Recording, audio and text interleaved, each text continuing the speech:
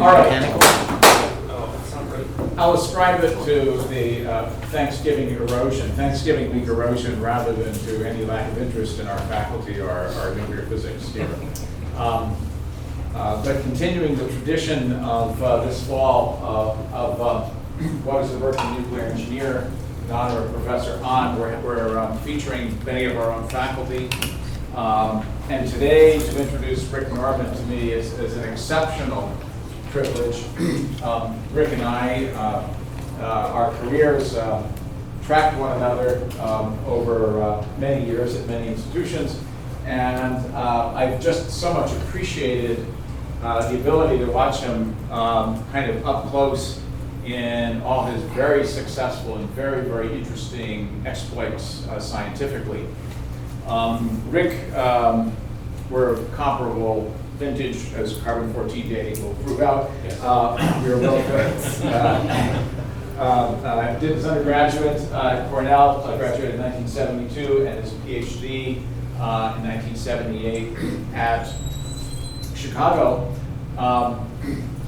He spent 20 years at Lawrence Berkeley Lab, 4 years at Lawrence Livermore National Lab, and 6 years here on the faculty before retiring in 2014.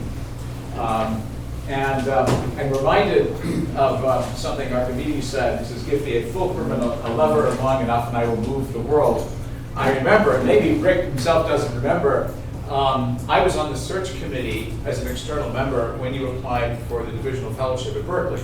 And he was the obvious choice. I mean, it was kind of a coronation.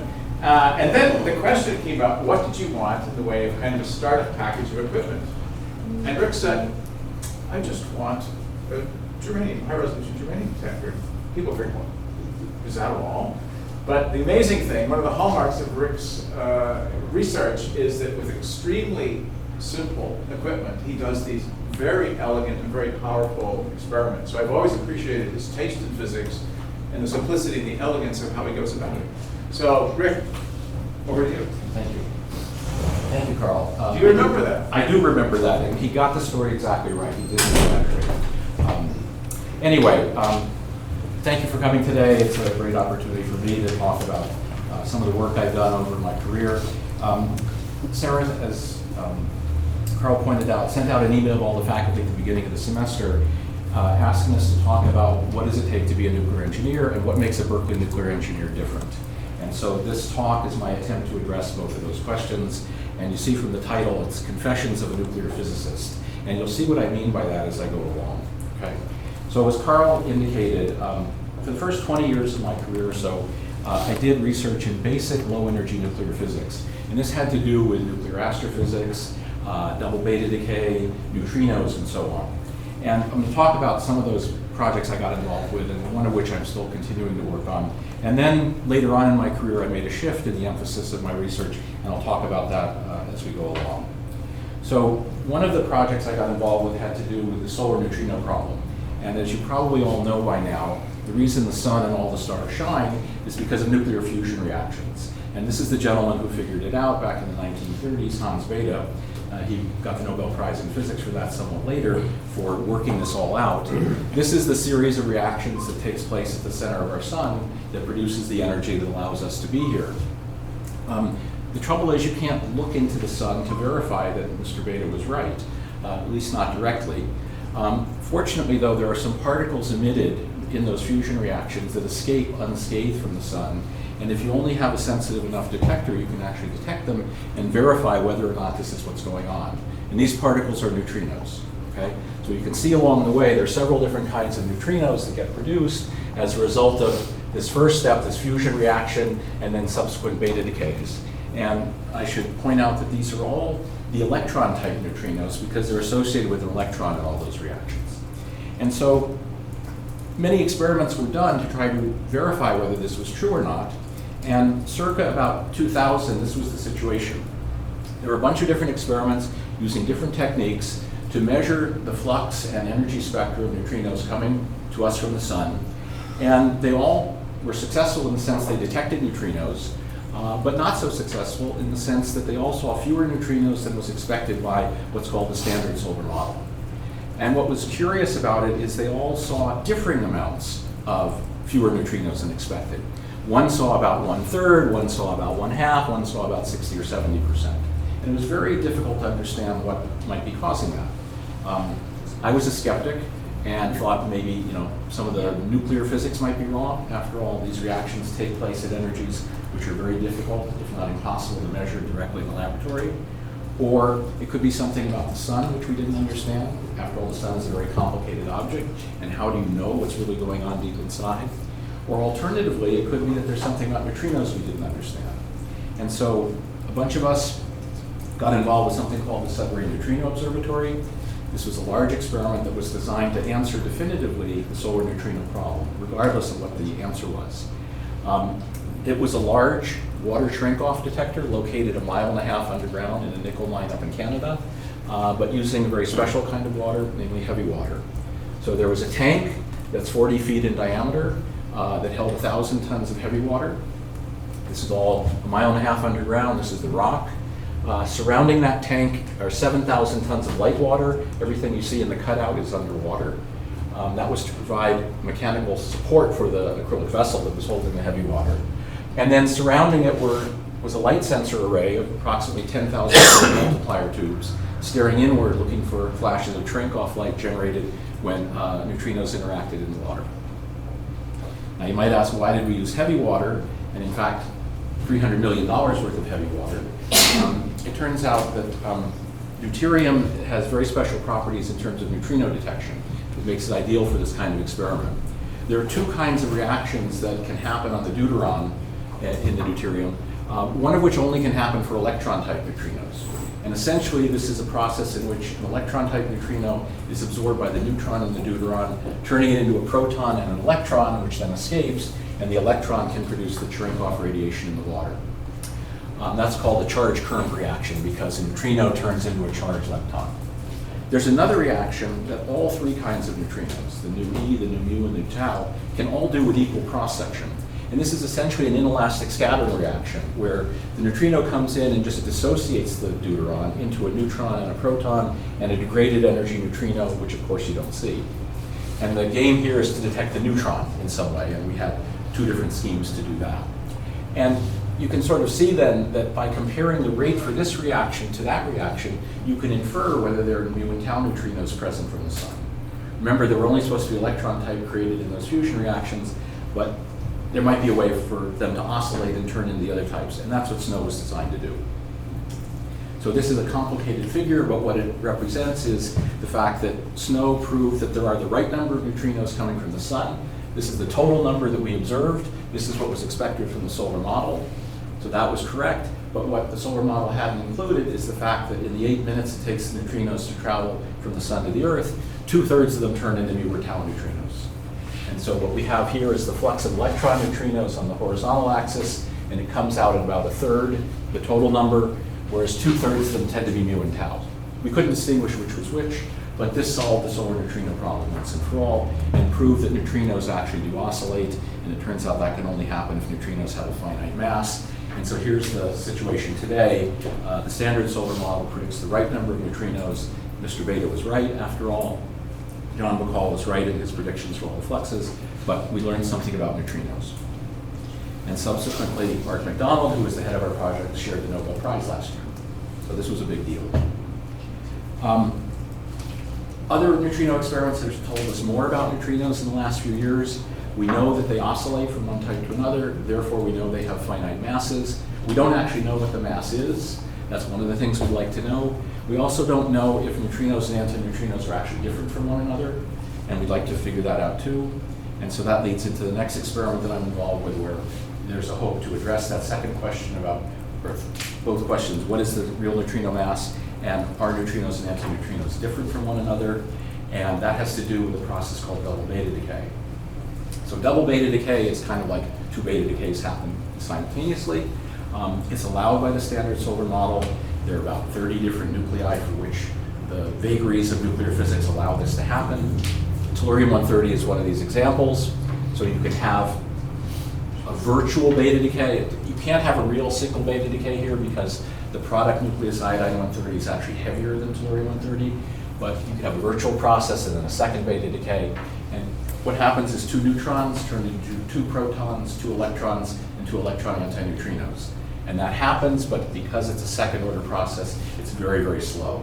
The half-life for these kind of decays is on the order of 10 to 20th years or so. But nevertheless, they've been seen in about a dozen cases.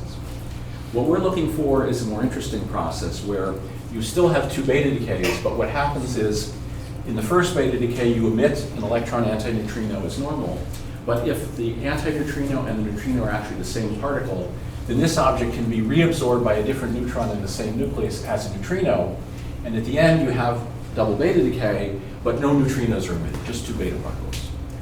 That's neutrinoless double beta decay, and it violates lepton number by 2 units. It can only happen if the neutrino and antineutrino are identical.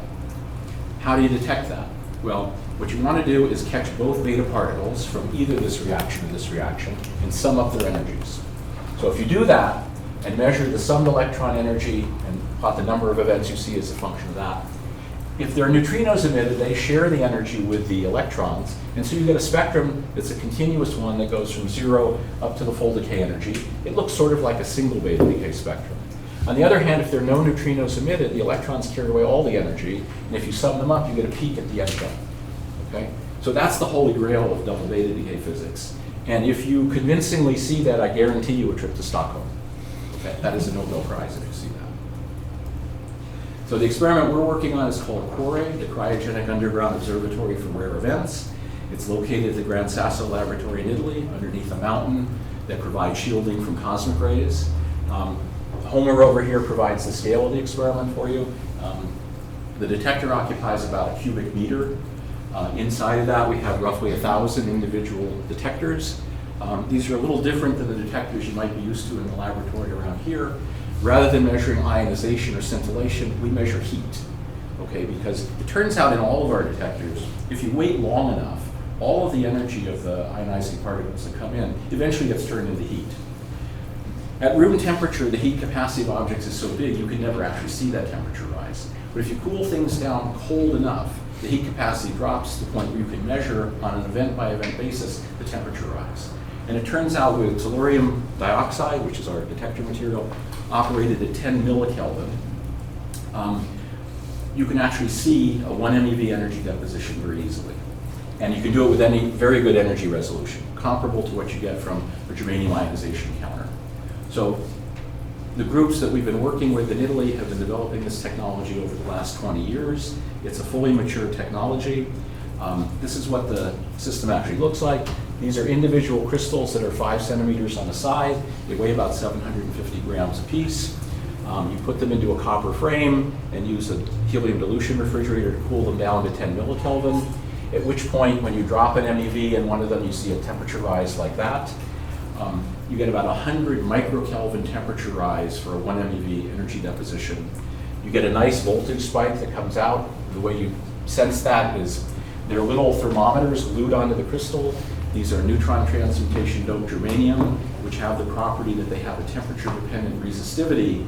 So when the temperature of the crystal rises, the resistivity rises here. You run a small current through them, you see a voltage spike. The price you pay is that these are incredibly slow signals. You can see the scale of time there is seconds. So it's a very slow signal, which means you can't use this kind of detector for a high count rate experiment.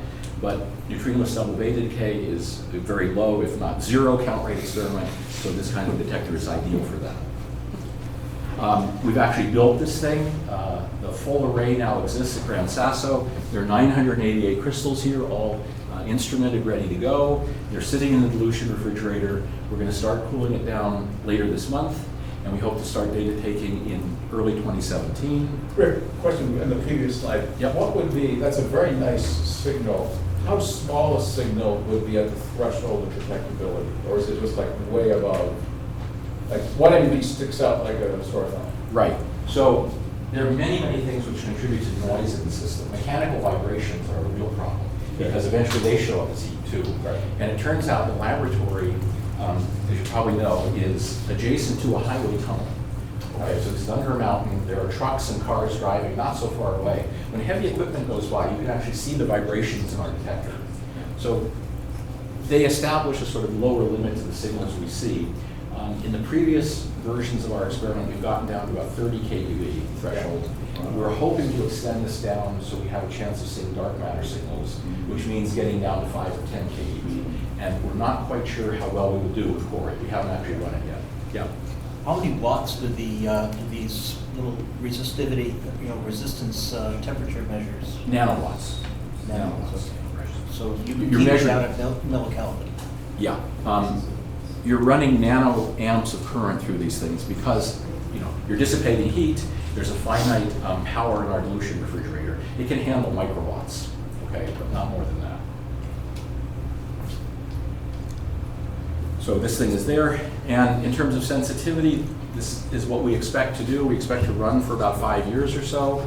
This is the limit on the half-life if you don't see it, okay, as a function of running time. These were our previous experiments, so we will quickly exceed the previous experiments, and we'll have sensitivity to a half-life on the order of 10 to the 26th years, meaning if it's less than that, we will see it.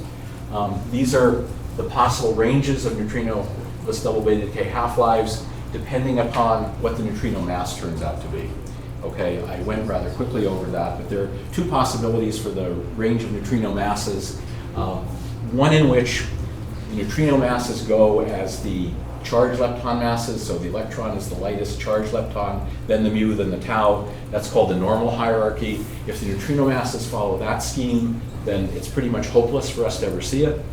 But no one said that the neutrinos have to follow the charged lepton, so if it's what's called the inverted hierarchy, we have a chance of seeing it. But we don't know yet, so we have to run the experiment and we'll find out. And of course, there are other experiments using other elements which are competition for us. Okay, so that's what I did in my previous life. In 2000, what happened was 9/11/2001 happened. And at that point, I decided I wanted to shift gears a little bit and do something related to national security, non-proliferation, that kind of stuff. And I left LBL for a short time and went on sabbatical to Lawrence Livermore National Lab, where I met Stan Prussin and Dennis Slaughter. And they were working on a very interesting project. And it forced me to learn something about nuclear fission, which I had never done before. So you guys all know this now, but let me just remind you that nuclear fission happens not only in our nuclear reactors, but also in nuclear weapons. And a lot of interesting physics goes on there. So if we're talking about neutron-induced fission of U-235, you form a compound nucleus, U-236. It falls apart into fission products, which are very neutron-rich. They undergo beta decays. In the beta decays, you emit neutrinos, actually electron anti-neutrinos. You emit gamma rays, you emit more neutrons, so you can get chain reactions, okay? And if you look carefully, the product distribution of the fission products you end up with is different depending upon what the parent fissioner was. And this is a plot showing the yield as a function of mass number of the fission products. And you can see that if you fission U-235, you get a certain distribution, the one shown in red. If it's plutonium, it's 239. And it turns out it's different enough that by measuring those radiations that are emitted, you can distinguish one from another. And that turns out to be important in certain applications I'm going to talk about. As I said, the fission products are neutron-rich. This is a part of the nuclear wall chart. These are the fission yields from the fission of U-235. And the point is that, the first stable nucleus on the plot's way over there. What you're making are these guys way out in right field. And after the fission happens, they beta decay, and they emit the betas, the electrons, the neutrinos, and so on. And eventually settle down to stable nuclei. A bit about the fission the beta decay process. So here's one possible fission pair. You end up with krypton 90 and barium 133 and a bunch of neutrons. These guys are all beta unstable. And if you look at the beta decays of a typical fission product, and the example shown here just happens to be bromine 87, it's got about a 1 minute half-life. The half-lives can be much shorter or much longer than that, but this one's about a minute. And when the beta decay happens, most of the time you leave the daughter nucleus in an excited state, which then most of the time will gamma decay down to the ground state. But occasionally you can leave the nucleus in an excited state that's above the neutron separation energy, and then the nucleus spits out a neutron, and you get what's called beta delayed neutron emission. This isn't very probable. Turns out the gamma decay is at least 10 times more likely than the neutron decay. But it's extremely important that those beta delayed neutrons actually happen, otherwise we couldn't run nuclear reactors safely. Okay? And it turns out they're useful for other purposes too.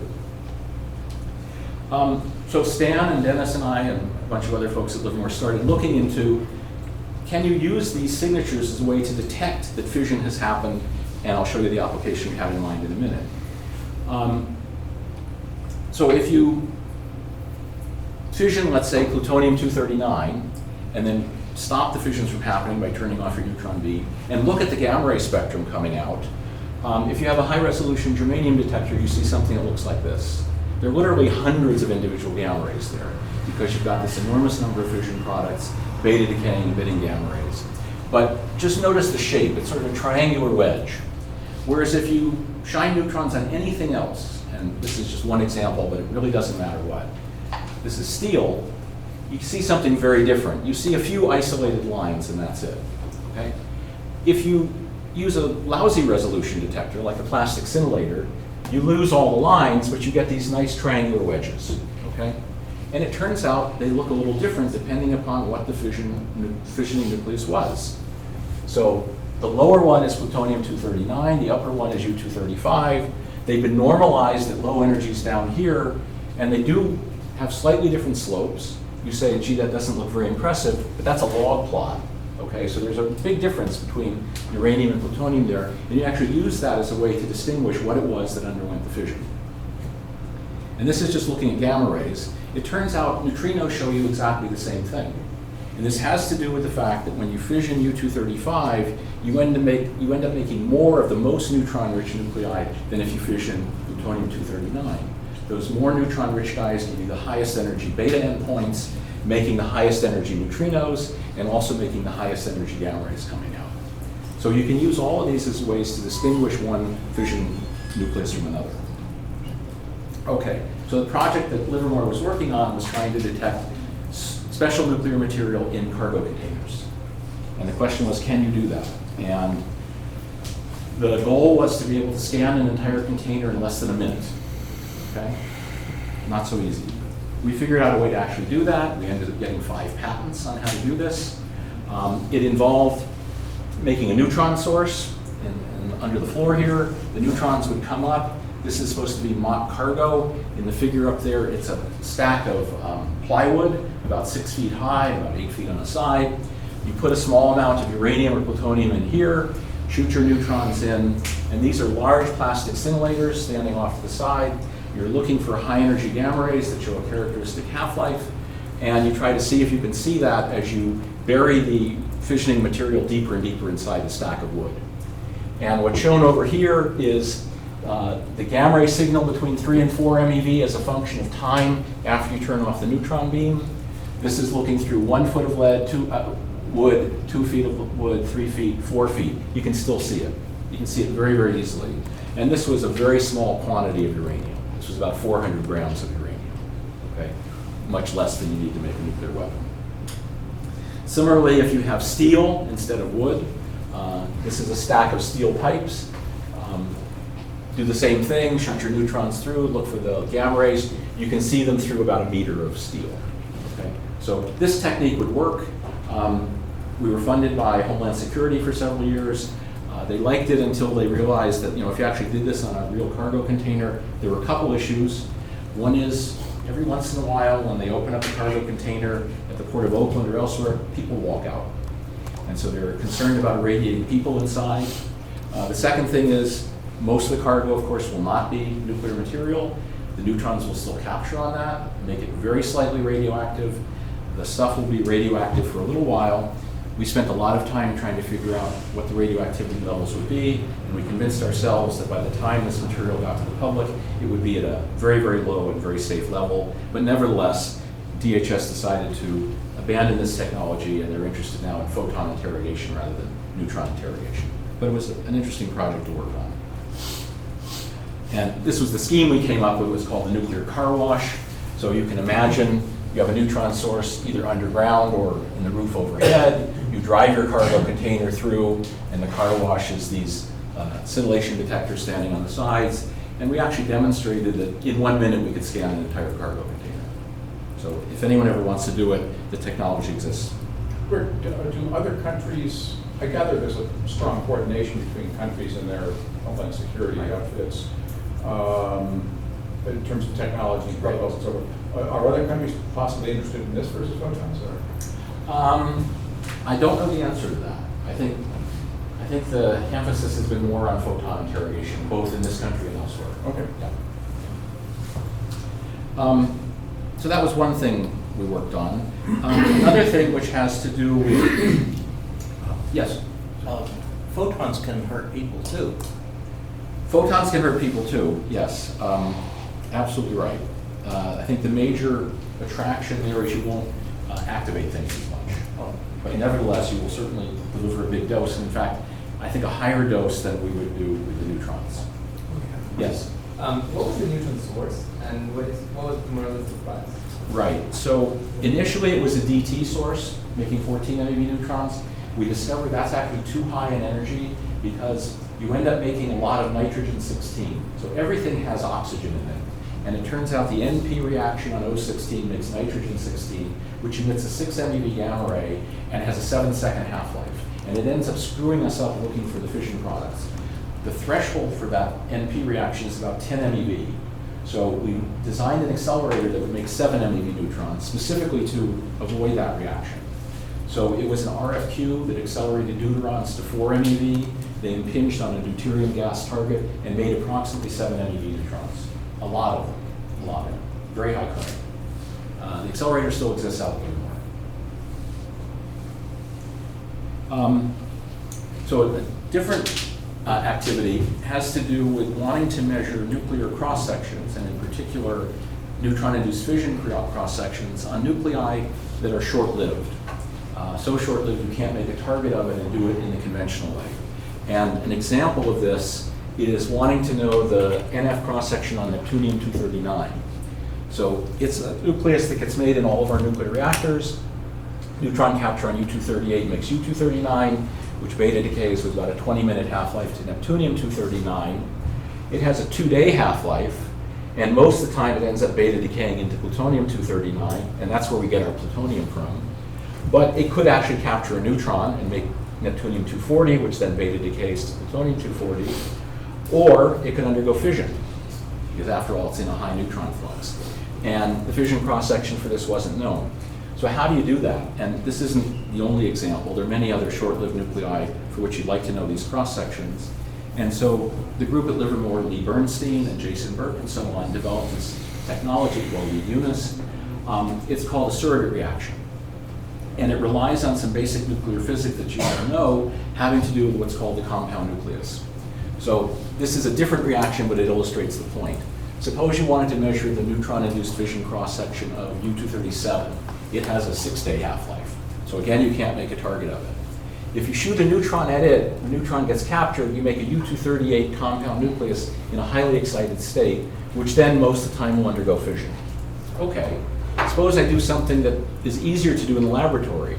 I take a U-238 target, I shoot an alpha particle at it, and I do inelastic scattering of the alpha. I make an excited state of U-238, and hopefully, by measuring the energy of the outgoing alpha, I can map out the energy region I would have made here with my neutrons, and then look at the fission. By measuring the probability for fission in that reaction, I can learn something about the cross-section for the reaction I really care about. You can make it even simpler by referencing everything to a reaction whose cross-section is already known. This is known as the surrogate ratio technique. So we want to measure U-237NF. We're going to do this reaction. We rely on the fact that U-235NF is known incredibly well. So we do exactly the same reaction on U-235. We make it on U-236, the compound nucleus you would get from a neutron on U-235. Make excited U-236, measure its fission probability.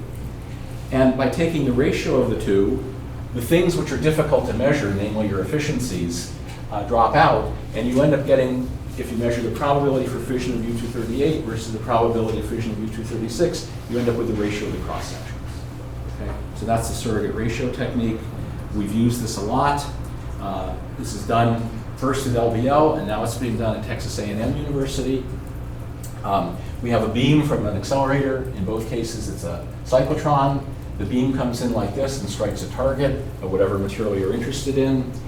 You look at the inelastically scattered or transfer product nuclei in an array of position-sensitive silicon detectors. So you measure the energies and the angles of the outgoing scattered particles. And in coincidence with that, you look at the fission products that get produced. And you also have an array of germanium detectors to help you identify the final product nuclei. We've done several of these experiments. The first we did when Bethany Goldblum was a postdoc in our group. This had to do with the NF cross-section of thorium-231, which is of interest in thorium-based nuclear reactors. And similarly, Aga Chizumska, one of our graduate students who just finished her PhD this summer, did this as a master's project and measured the NF cross-section on neptunium-239. And our data points are shown here, and the comparisons are to evaluations that have been done previously. Okay. Beta-delayed neutrons I mentioned, these are of interest for nuclear reactor safety. They're also of interest for astrophysics and nuclear structure. This is the process I mentioned earlier where you have a fission product that has such a high Q value, you beta decay to an excited state, which subsequently emits a neutron. So here's a part of the nuclear wall chart. The ones shown in green are ones for which the beta decay energy is sufficiently high. You can actually get beta-delayed neutron emission. And the ones in blue are ones where measurements have been done that have uncertainties of less than 10%. So not very many of them have been studied with high precision, and that's the goal of the project we're doing with Nick Schelzo and company. He's at Lawrence Livermore Lab, but the experiments are actually done at Argonne National Laboratory, where they have a very, very strong californium-252 fission source, and you can extract the fission products and study their decays very precisely. The technique that's being used to look for beta-delayed neutron emission is a very novel one that Nick developed. You're studying beta-delayed neutron emission without ever detecting a neutron. Okay? You infer the neutron was emitted in a very clever way. So you use what's called an ion trap. This is a combination of electric and magnetic fields that allows you to confine fission products or any other radioactive species in about a cubic millimeter of space. Here's an example, iodine-137. It's inside this box. These are the electrodes that hold the thing in place. You surround it with an array of radiation detectors. They're plastic scintillators designed to detect the beta particles. They're germanium detectors designed to look at gamma rays when the beta decays happen. And these are what are called multi-channel plate detectors. They're position-sensitive ionization detectors that allow you to detect the nuclear recoil that gets produced following the beta decay. So if you have a normal beta decay where there are no neutrons emitted, you get a beta particle, which with a little luck you see in your plastic scintillator. There's a neutrino emitted, which you don't see, and then there's a nuclear recoil, which if you're lucky you'll catch over in your multi-channel plate detector. The recoil you get in that case is very low in energy because the electron and the neutrino carry away very little momentum. And as a result, that ion is very slow and takes a long time to reach the multi-channel plate. On the other hand, if you have a beta-delayed neutron decay, then the same thing kind of happens. You get a beta, which you see over here. You get a neutron, and the neutron now carries away a fair amount of momentum, and therefore the nuclear recoil will pretty much go off in the opposite direction to the neutron. And furthermore, it will have a much higher energy and therefore faster speed and get to that MCP faster than the beta decays that don't produce a neutron.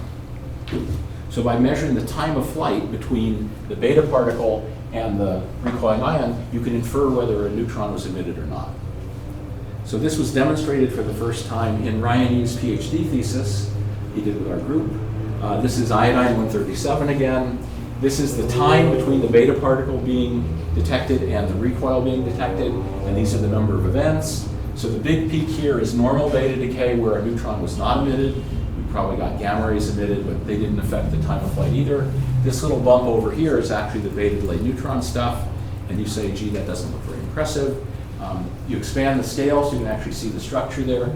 There's a detailed structure here. This is shown again in the neutron energy spectrum. You infer from that time of flight. These are individual final states being populated in the daughter nucleus as a result of that neutron being emitted. And the data that Ryan and company extracted agrees pretty well with previous measurements that actually Stan Prussin was involved with many, many years ago. This work has been continued. Aga Chizumska did this for her PhD thesis, just finished up this summer. We've done about 10 different nuclei now. bunch of different fission products all coming from this fission source at Argonne. Again, it's the fast time part of the spectrum over here that is the beta delayed neutron emission, and the rest of it is normal beta decay. We've extracted the probability for the beta delayed neutron emission from each of these nuclei. It turns out there are 3 different ways we can do it in our technique, having to do with a different combination of signals that you see, and all of them give results that agree quite well with the previous IAEA evaluations. So we've sort of established that this technique actually works. We want to now expand it to a bunch of nuclei that have never been studied before, and the way this is going to be done is, again, at Argonne National Lab at Caribou. They're expecting to get a much stronger californium source. They currently have one which is 2 curies. They expect to get one about 10 times hotter than that. And then we're going to build a new trap, which is much more sensitive to the recoil ions. And we expect to improve our sensitivity by about 100, and we expect to be able to go out much more neutron rich to get out to nuclei that are important for things like the R process. Okay, got one more topic I'm going to talk about real quickly, and it gets back to neutrinos. When I taught NE 101 and 201 when I first got here, I felt a little guilty talking about neutrinos so much, but then my friend Adam Bernstein made it all kosher for me by actually using neutrinos to monitor nuclear reactors. And I want to talk about that. So those beta decays of the fission products produce lots and lots of neutrinos, and if you build a detector sensitive enough, you can look into the core of the reactor and figure out what's going on there.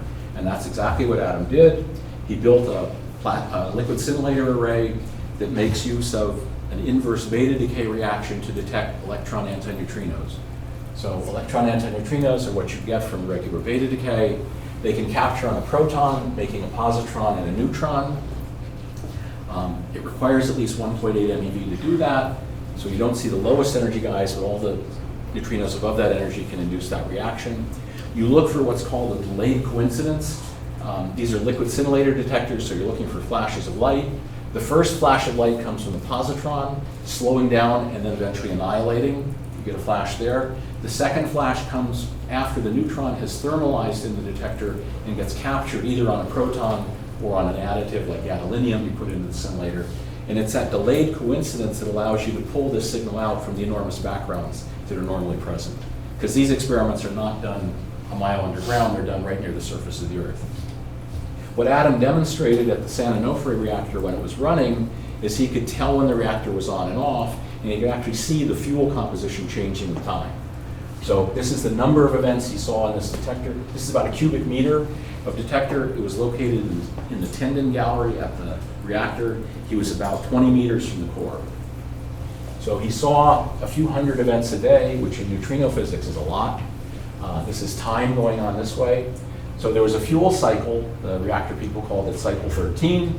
It was running like that. They turned the reactor off. The rate dropped. That's a good thing. Notice it didn't go to 0. There's still a background there. When they turned it back on, it went back up. There are a couple things to notice here.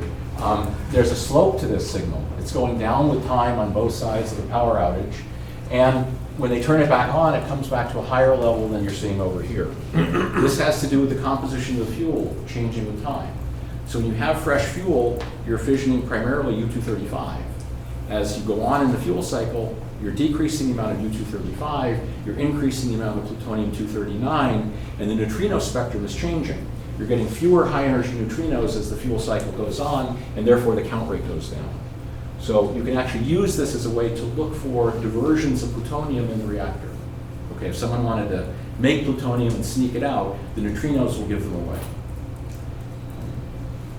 So Tomi Akindele, one of our current graduate students, took Adam's class here and got interested in this and wondered if you could use the same technology to monitor thorium-based reactors. So the physics is a little different there. What you're doing is you're fissioning U-235, but you're also breeding U-233, okay, which is possible to use for a nuclear weapon. So the question is, could you look at the neutrino spectrum and flux and determine whether someone was diverting U-233 out of such a reactor to use for a nuclear weapon? So she modeled this. This is a molten salt reactor that she modeled. I think it was 500 megawatts. The idea is you have a seed, which is initially U-235. to produce the fissions, you have a moderator and a blanket with thorium-232, and you're breeding U-233 here. You extract either U-233 or protactinium-233, do your chemistry, put U-233 back in, and eventually you end up with a U-233 reactor, okay? The same kind of thing happens. The neutrino spectrum from U-233 fission is a little different than that from U-235, and that's shown over here. This is the neutrino spectrum from U-233 fissions. This is the one from U-235. Notice again, you get more high-energy neutrinos from U-235 than you would from U-233. This is the probability or the cross-section for that inverse beta decay reaction. It increases rapidly with increasing energy. So if you fold this curve with these curves, you get the green and the blue curves here, showing the event rate you would see in your detector from either U-233 fissions or U-235 fissions. So the IAEA and of course other people were worried about this kind of thing happening, and so she modeled a scenario where someone was running such a reactor. It turns out if you run it DC long enough, you end up with an equilibrium situation where you would be producing 330 grams of U-233 a day. Okay? Imagine someone decided to extract that amount every day until they accumulated enough material to make a weapon, which is about 8 kilograms. Okay? Could you tell? So if you simply pull out the U-233 and don't do anything else, of course the power level is going to go down. You'd see that right away. So presumably they're smarter than that. They would put something back in to replace that and make up the power level. But if you put in U-235, you raise the neutrino energy spectrum and it gives them away again. So that's what you're seeing here. So this is the event rate in a detector similar to the one I just showed you as a function of time after the diversion happens. If there's no diversion, you get this slow decrease as the amount of U-235 is going down. On the other hand, if you start diverting 330 grams a day and replacing it with U-235, you see the count rate grow up and then do that. And if you count long enough, even though these differences look small, you can tell. Okay? And she figured out how long you have to count until you could actually be pretty sure the diversion had happened. This is called a Roc curve or receiver operator curve. It shows you the probability of false positives versus the probability of true positives, and you'd like to be in a situation where you get at least 90% true positives, meaning you actually saw it happen when it really did happen, and less than 5% chance of thinking it happened when it didn't happen. And it turns out it takes about 78 days for that to happen. You have to count about 78 days, which is a little bit longer than what the IAEA had in mind, but nevertheless it's better than nothing. Okay? Rick, let me understand the detailed scenario. Is this a power reactor? It's a power reactor, 500 megawatts. What would you have to do operationally? Can you actually remove one bundle while the thing is still It's operating? a molten salt. Well, it's a molten salt. It's a molten salt reactor. Right. Okay, so you can just do it in You're flowing, it's flowing on the I front. see. Yeah, that's how it works. Okay. That's how it works. And that is how some of the thorium-based reactors are being designed. I see. So it's a realistic scenario in that sense. Okay. Is this perceived as a significant problem for these reactors? The proliferation risk? I think so. Okay. I mean, plutonium diversion is, of course, as well. Right? Sure. Yeah. Okay, so that's the last topic I'm going to talk about. So you might wonder, why did I call this a confession? So the confession is that I'm not a traditional nuclear engineer, as you probably figured that out by now. But I would say that our department is not traditional either, okay, in the sense that, we do a much broader range of things than most nuclear engineering departments. And I think that's one of the things that makes us great. Thank you.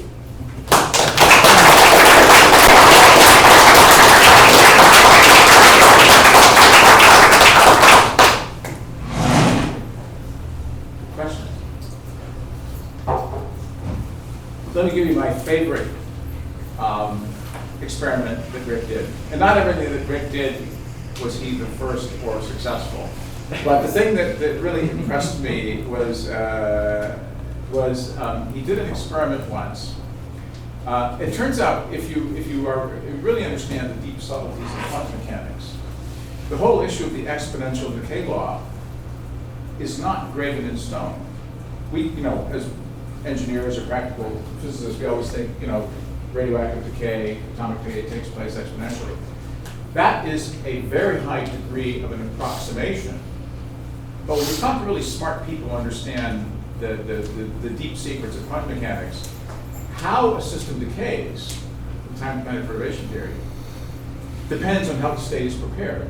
And at very short times compared to a half-life, and at very, very, very long half-lives, you can get deviations. In between, you see perfect exponential. It turns out if you go out to, depending on the system, 20, 30, 40 half-lives, the thing goes over into power law. At very short time, it also deviates. Tell us a little bit about this story. You came in second there. I think there was somebody who measured it first, and maybe you didn't measure it at all. So there were many people, it's a good story. So there were many people who looked into this, including Rutherford. Right. So back in the day, when people were first studying radioactivity, they wondered about the exponential nature of decay. And Rutherford did it using radon, it turns out, and did a remarkably good job. And I think he got out to 20 or 30 half-lives, and it looked perfectly exponential there. But as Carl said, and I have a binder upstairs if anyone is interested, there are hundreds of theoretical papers, all of which have a slightly different handle on this, but they all say at short times and long times, you should see deviations. So I got interested in this, and it was very soon after I got to LBL. And the trick is, if you want to go after long half-lives, you need to have a lot of radioactivity, at least at the beginning, so there's something to measure many, many half-lives later. And I discovered, this was in about 1987 or so, that there was a reactor in the basement of this building.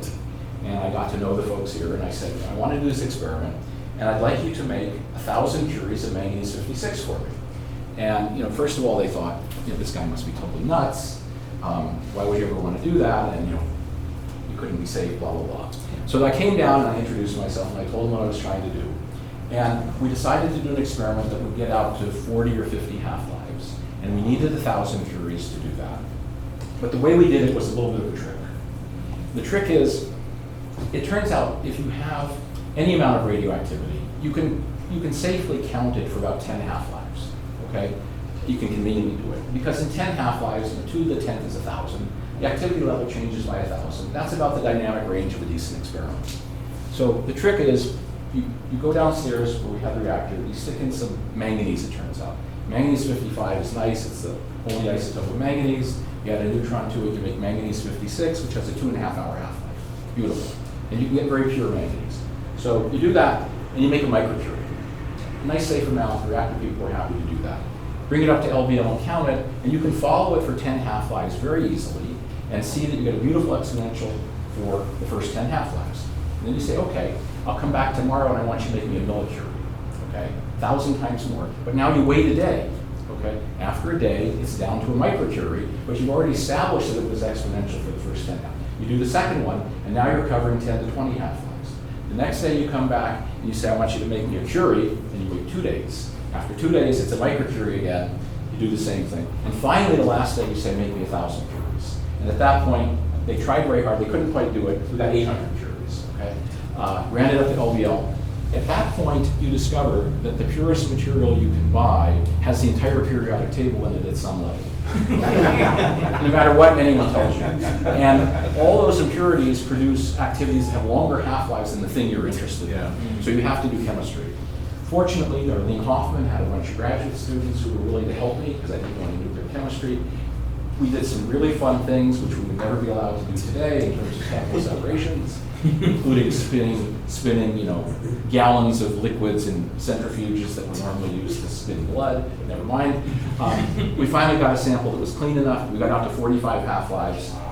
It is still the world's record as far as I can tell. No one's ever gone out further. It looks perfectly exponential out to 45 half-lives. We tried a subsequent experiment using gold 198 to try to get out to 50. It failed miserably. Not because there were deviations, but we had a detector problem. On the short side, there's another funny story. So looking for deviations at short times, again, we used the reactor downstairs and relied on the pulse mode operation, where you shoot a control rod out, you get 1,000 megawatts for a very, very short period of time. You can make a lot of activity in a very short period and then go count it. This was cobalt we decided to do. So we irradiated cobalt 59, made cobalt 60, ran it up. It was cute. We had the sample on a fishing line, lowered it down in the core reactor, reeled it back up, put it in a truck, drove it up to the lab. Again, they never let us do that. Stuck it in front of our germanium detector and started counting.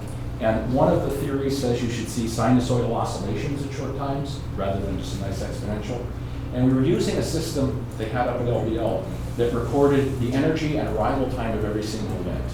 Okay? So it time-stamped every event, and we could then go back and look at it. So we displayed the data as it was coming in, and lo and behold, when we started taking the data, we saw this beautiful sine curve, okay? And we got very, very excited thinking, wow, we discovered non-exponential decay. And then we decided, gee, maybe we better play the tape back, okay? So of course it was all being recorded on magnetic tape. We played the tape back, and when we did that, it was totally flat. And we thought, geez, what's going on here? So we went and talked to the computer geek who ran the computer system for us and said, what's going on? And he said, oh, that's exactly what's supposed to happen. Because the computer has as its highest priority getting the data onto tape, and occasionally when it has a little time, it'll show you the display, and it ends up doing it in sinusoid. So the effect wasn't there. Okay. Perfectly flat, that was it.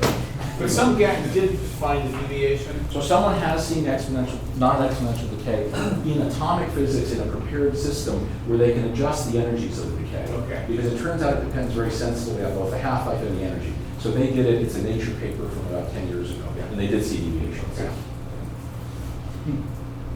Sorry, that was a long-winded answer. No, it's a fascinating story. And we won't go into the 17 keV neutrino. Oh, that's another talk. Let's thank our speaker.